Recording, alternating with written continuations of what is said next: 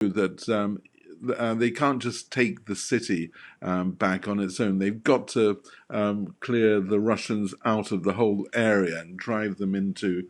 They want to drive them back into Crimea. Otherwise, the Russians will just use heavy artillery to slowly destroy Kherson, as they have done with other places in the east. Let's catch up on what's happening in Ukraine. The International Atomic Energy Agency has warned that shelling at the Zaporizhzhia power plant could lead to an unlimited release of radioactive material.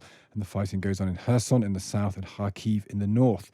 Here with more on the latest from Ukraine is our reporter and the reporter for the Times, Askold Krushelnycky. Good morning, Askold. Good morning. So what should we start with? Should we start with the offensive that's going on, which we've talked about a couple of times? What's the current state of play between, I suppose it's the counter-offensive of Ukraine we're talking about here, aren't we? Yeah, we are. And the Ukrainian military and the politicians are playing their cards close to their chest. They've told people not to expect a swift, overwhelming victory in the south.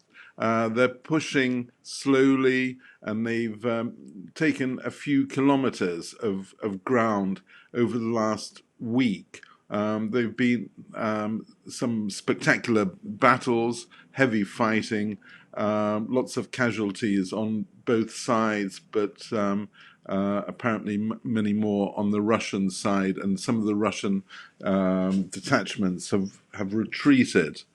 Do we know, Askold, that is the aim to get them out of everything where they were and where they've taken since February, or is it to push ever eastwards to try and get sort of clear up the Donetsk and Luhansk region as well? All of those. I mean, Ukraine persistently says that its ultimate aim is to push the Russians out of all of Ukraine's sovereign territory. In the south, the Russians made dramatic gains in the early days of the war. There wasn't much fighting, and they took the city of Kherson, which is the capital of the region of Kherson, and that's the biggest city that they've taken in Ukraine. And the Ukrainians know that they can't just take the city back on its own. They've got to clear the Russians out of the whole area and drive them into.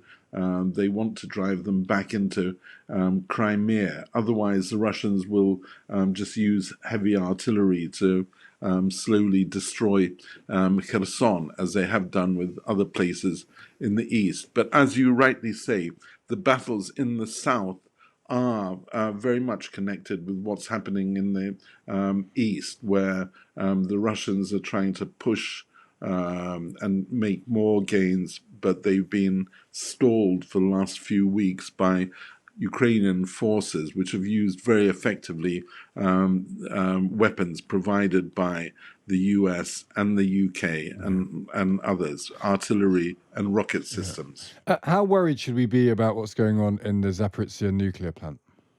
I think very worried because, and certainly the people around the area are terrified because whatever the UN suggests, we know from past Russian actions that Moscow is unlikely to take heed of this recommendation that there should be some sort of safety zone created around the reactor sites. They're going to probably carry on occupying the place. They keep saying that the Russians keep saying that the Ukrainians are shelling the place, and that it's the Ukrainians that are causing the danger. But there's no evidence of that, and the UN inspectors there didn't find evidence of that. Just before you go, Askold, we've got a new prime minister in this country. Obviously, the old prime minister was very close to the administration in Kyiv and the people of Ukraine in lots of respects. Has it been noticed there that there's a new person running the UK? Oh, very much so. I mean, Ukraine regards Britain as a key ally, and therefore any changes in the government are viewed, microscopically here. And so far, Liz Truss has been more or less welcomed, and she's thought to want to just prolong the policy that Boris Johnson started of unequivocal support for Ukraine diplomatically and militarily. And President Zelensky sent her a warm greeting yesterday. President Zelensky of Ukraine sent her a congratulations greeting and has invited her to Ukraine. An invitation I am fairly confident that she will take up at some point in the very near future. Askold, good to speak to you as ever. That's Askold Krushelnycky, our reporter there in Ukraine.